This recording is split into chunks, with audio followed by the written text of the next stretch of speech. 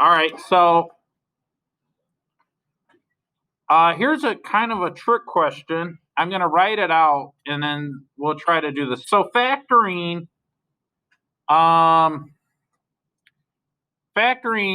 we have, for this particular question, we have this, x squared plus bx plus 18. And what they want us to do is try to figure out what b is. So we got to factor this. So to factor this, we know that this is the product of two binomials. Well, we don't know that for sure, but we can assume there's a pretty high probability that it is. So that means I'm going to take this first term, which is x, okay, and I'm going to take, well, which is x squared, and the last term, which is 18.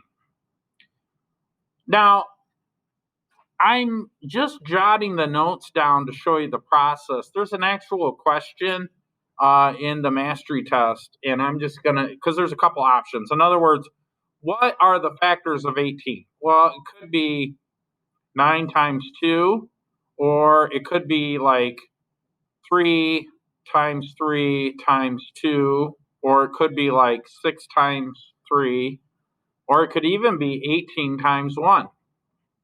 Okay? And for this particular reason, it's going to be 18 times 1. But our choices are A, 3, B, 17, and C, negative 19, and then D, 7.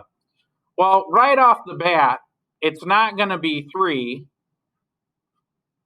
because these numbers don't add up to 3.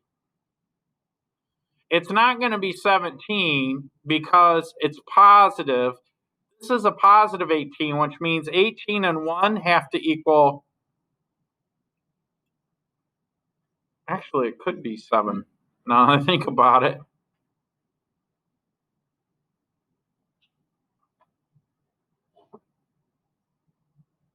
Actually, it could be, no, it can't be 7 because it has to add up. I thought for a second like 9 minus 2 is 7, but that won't work out. So it's not 7.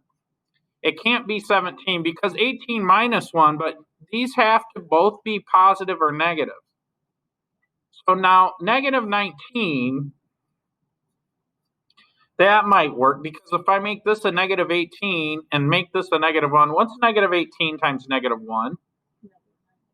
Oh, it's a positive 18, but if I add them up, yeah, you're right. It's negative 18x, right, minus 1x, and what do those add up to? Negative 19. So when we try to factor it, we will get negative 19.